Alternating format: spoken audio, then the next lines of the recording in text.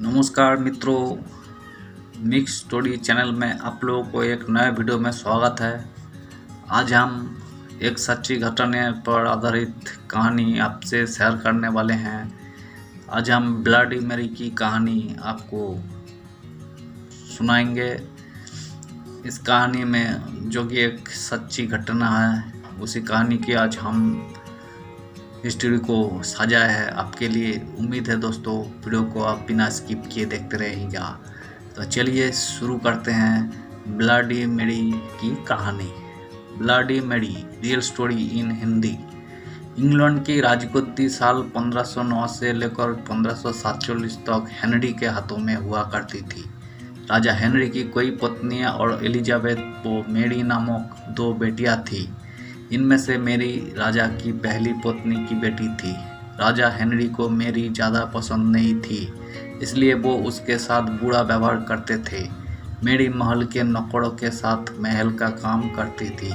अगर मैरी कुछ कह भी दे तो राजा उसकी कोई बात नहीं मानते थे। सन 1547 में जब राजा हेनरी की मौत हो गई तो प्रजा की इच्छा अनुसार 16 शताब्दी के दौरान हेनरी की पहली बेटी मैरी को इंग्लैंड की राजगद्दी दे दी गई। वही इंग्लैंड की रानी बन गई। उस समय इंग्लैंड के हालात बहुत अच्छे नहीं थे। इंग्लैंड कैथोलिक और प्रोटेस्ट इन 2 धर्मों के बीच में बांट गया था। उस समय दोनों धर्मों के लोगों के बीच जंग छिड़ी हुई थी। रानी मैरी चाहती थी कि पूरे इंग्लैंड में सिर्फ एक ही धर्म हो, लेकिन लोगों ने उसकी यही बात मानने से साफ इनकार कर दिया था। इससे नाराज होकर रानी ने उसकी बात न मानने वालों को मौत की सजा दे दी थी। वही ऐसे लोगों को जिंदा भी जला देती थी। रानी मैरी की इस क्रूरता की वजह से इंग्लैंड के लोग उससे नफरत करने लगे। ऐसा भी कहा जाने लगा कि रानी मैरी कुंवारी जवान लड़कियों के खून से नहाती थी। उसका मानना था कि उसके खून से नहाने से वही ज़्यादा दिनों तक जवान रह सकती है। कुछ सालों बाद रानी मैरी ने शादी कर ली और कुछ समय बाद इंग्लैंड में एक खबर आई कि रानी मैरी गर्भवती है और जल्द ही उनके राज्य को उनका नया राजा भी मिल जाएगा। इस बात से हर सभी खुश हुए, लेकिन उस समय रानी मैरी के साथ बहुत ही अजीब घटना हुई। उनके गर्भ से किसी भी बच्चे का जन्म नहीं हुआ, बल्कि कुछ ही महीनों के बाद रानी मैरी का पेट फिर से सामान्य हो गया। वहाँ के ओझा लोगों ने अपनी तंत्र विद्या से बताया कि रानी मैरी के गर्भ में कोई बच्चा नहीं, बल्कि एक भूत आकर निवास करता है। कुछ समय बाद फिर रानी मैरी के गर्भ में वही भूत आकर रहने लगा और वही फिर से गर्भवती हो गई। इस बार भी रानी को कोई बच्चा नहीं हुआ और उस घटना के कुछ ही दिनों के बाद रानी मैरी की मृत्यु हो गई।